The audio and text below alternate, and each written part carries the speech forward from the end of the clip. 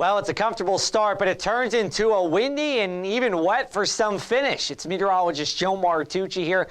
Good to be with you as we talk about our Wednesday daytime forecast. Let's take a look at our trash can. Let's see how many times it starts to tumble down the lawn. It keeps going and going and going, ends up in the neighbor's yard. Inland gusts up to 45 miles an hour, 55 miles an hour at the shore. These are maximum gusts. Most of the day will be less than this.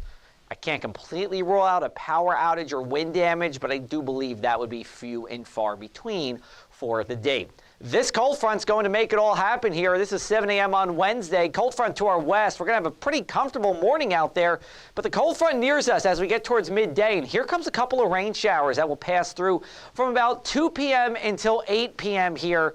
You see that cold front passing during the PM rush. As soon as that cold front passes, it turns windy, and it's because these white lines here, these are isobars, or lines of equal pressure, stay pretty close together, and as a result, we get the wind here. Now, that low pressure system moves east as we go into our Wednesday night, and then we'll get this northwesterly wind to come in on the backside of this counterclockwise spinning low for the rest of the week. Rainfall totals, not that much with those showers, a couple hundredths of an inch in a few spots. You see, not everywhere is even covered by those greens on this map.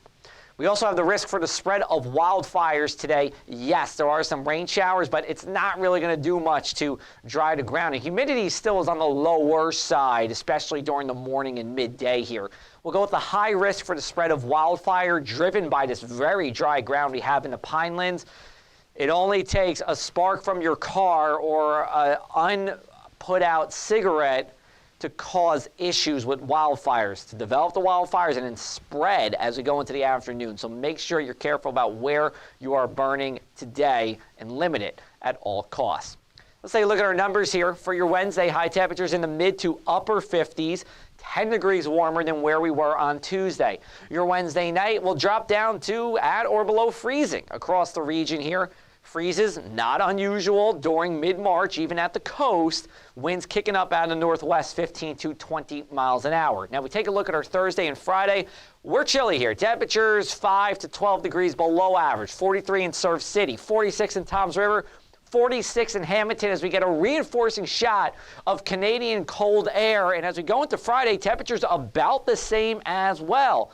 So we are talking about a 2-day stretch that feels more like winter than spring, going along with what we had on Tuesday as well. Now, we go to the weekend here. And if you watched my video on Monday, and we had really good traction on that video, so I do appreciate you watching if you did, we said that there were two scenarios at play. Scenario one, high pressure kind of blocks this low pressure system, and it kind of grazes us and then moves out to sea.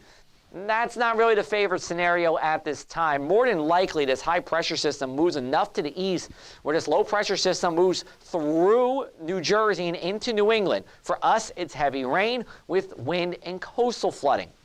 New England would have snow.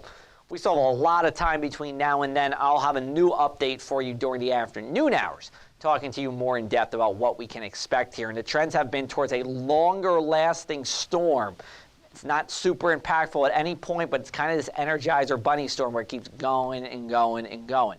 As of now, we take a look at our storm threats. Heavy rain's my biggest concern, especially since we have been wet over the past couple of months. We can get another 1, 2, 3 inches of rain. That can cause some issues, especially east of the Parkway. Lightning's not ruled out with this either. Wind damage possible in spots, and I do believe there will be tidal flooding.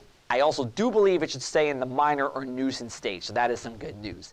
Let's take a look at our inland 7-day forecast. So we got the spring day today, winter Thursday, Friday, and then we got that coastal storm for you on Saturday. It is possible that the coastal storm lingers into Sunday. What I do know is once we go into next week, temperatures staying seasonable for this time of the year, so no big warm-up coming, and not only for the next 7 days, but I believe no big warm-up until at least about the 5th of April. That's because the polar vortex is going to pay a final visit to us. We'll talk to you more about that in our snow search that you can find this afternoon.